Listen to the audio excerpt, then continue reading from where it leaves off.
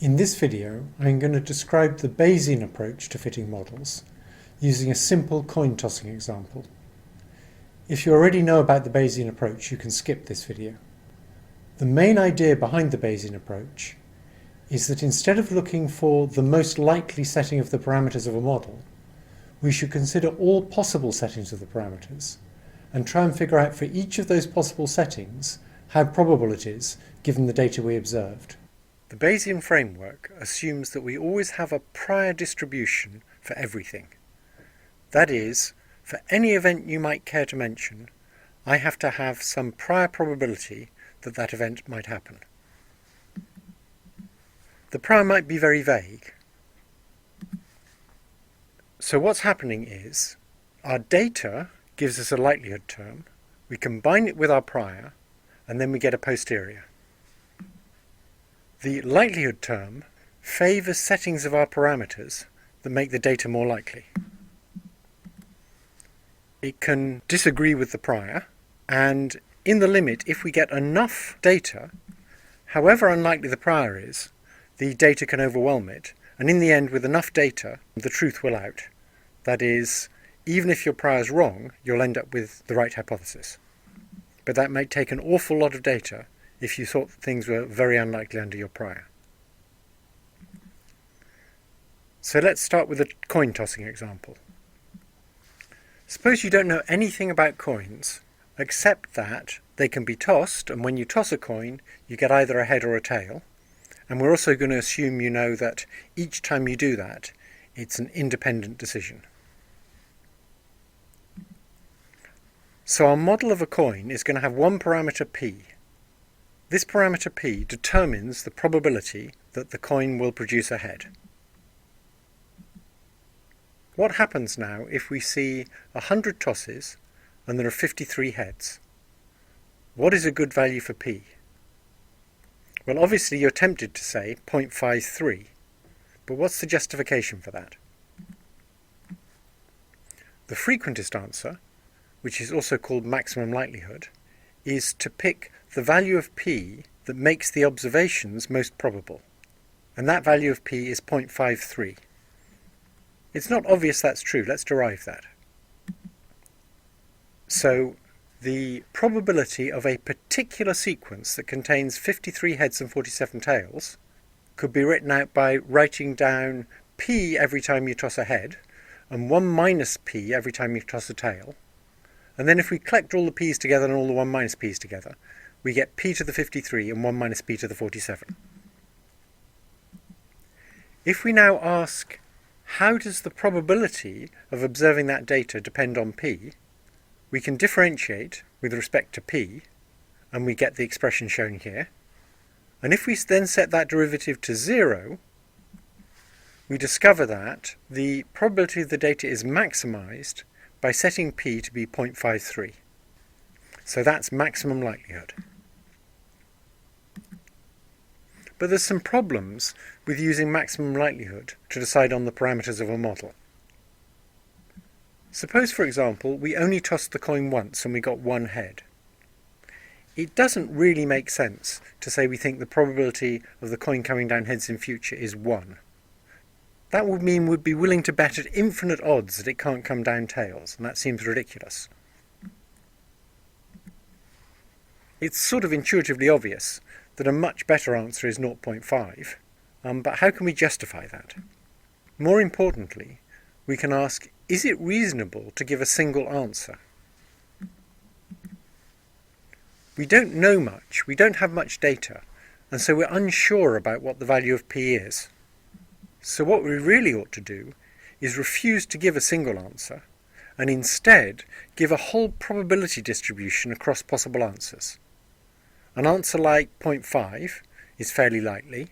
An answer like 1 is maybe still pretty unlikely if we have some prior belief that coins come down heads half the time.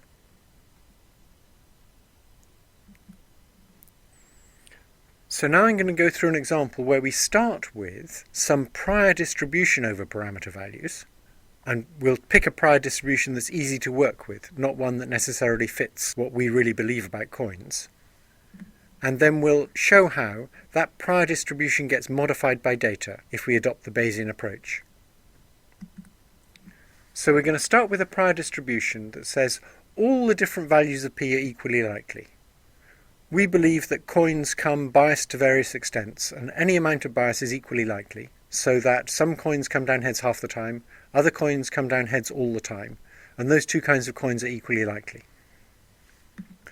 We now observe a coin coming down heads.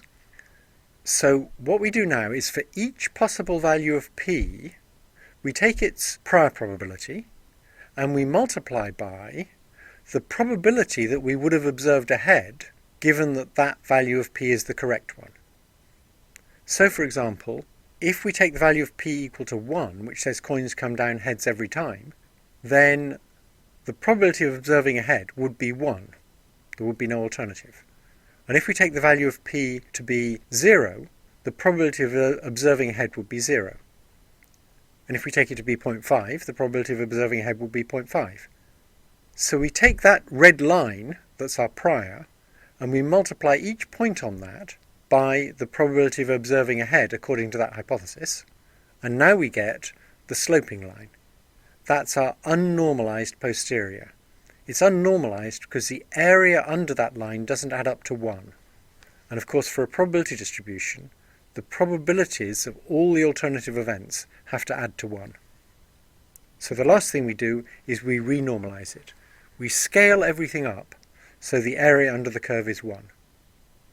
And now if we started with a uniform prior distribution over p, we end up with this triangular posterior distribution over p, having observed one head.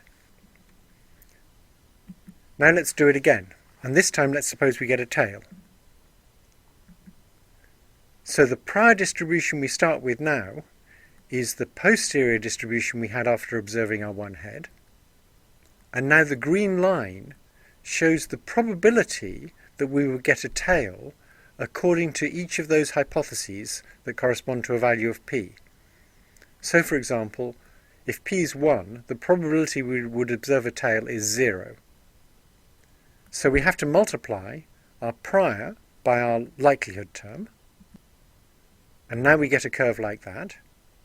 Then we have to renormalize to make the area be 1, and that's now our posterior distribution after having observed one head and one tail. And notice it's a pretty sensible distribution. After observing one of each, we know that p can't be either 0 or 1, and it also seems very sensible that the most likely thing is now in the middle. If we do this again another 98 times and keep applying the same strategy of multiplying the posterior we had after the last toss by the likelihood of observing that event given the various different settings of the parameter p, and let's suppose we get 53 heads and 47 tails in all, then we'll end up with a curve that looks like this.